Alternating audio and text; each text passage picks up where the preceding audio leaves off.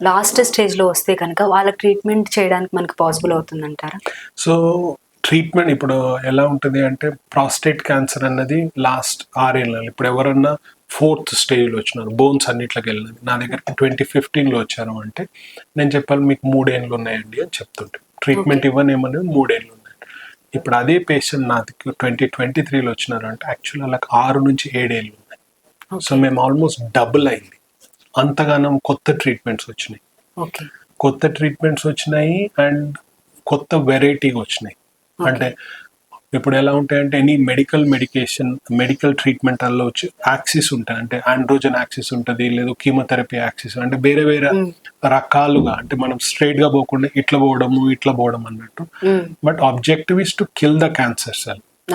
కానీ అన్ని same route లో వెళ్ళినాము అంటే దానికి తెలిసిపోతుంది కాబట్టి it will find resistance. So ఇది ఇటుకెళ్ళి we have got different modalities of treatment.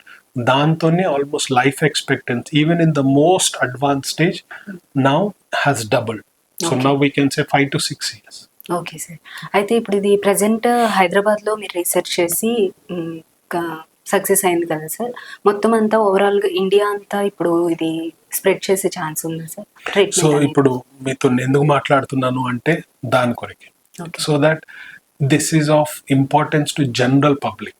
So వాళ్ళకు కూడా తెలియాలి నా నార్మల్ పిఎస్ఏ ఏంటి. ఇప్పుడు ఎవరైనా డయాబెటిక్ అడగండి, ఫాస్టింగ్ బ్లడ్ షుగర్ ఎంత ఉండాలండి అంటే వాళ్ళు చెప్తారు ఎంత ఉండాలి, నాది ఇంత ఉండాలా ఇంత ఉన్నది అని చెప్తారు.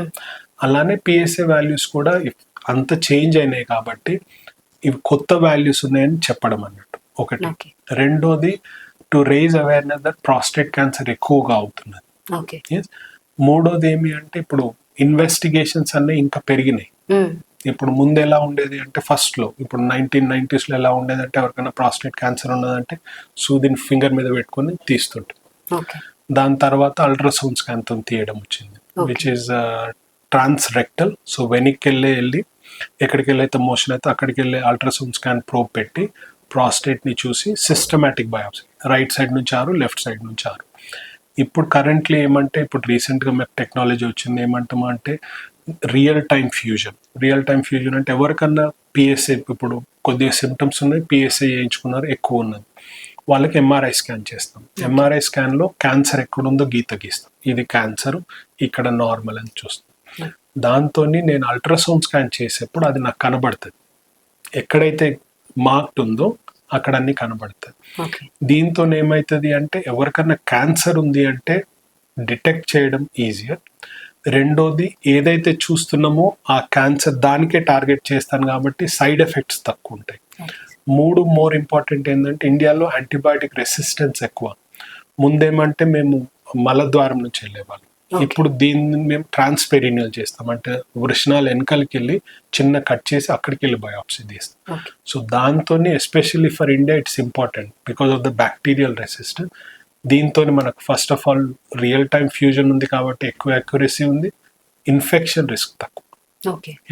సో టెక్నాలజీ అడ్వాన్స్మెంట్ ఉన్నది, అలా కాకుండా it is immediately useful to people as well. So మేమేమంటున్నామంటే ప్రాస్టేట్ క్యాన్సర్ పెరుగుతున్నది, ప్రాస్టేట్ క్యాన్సర్ వాల్యూస్ చేంజ్ అయినాయి.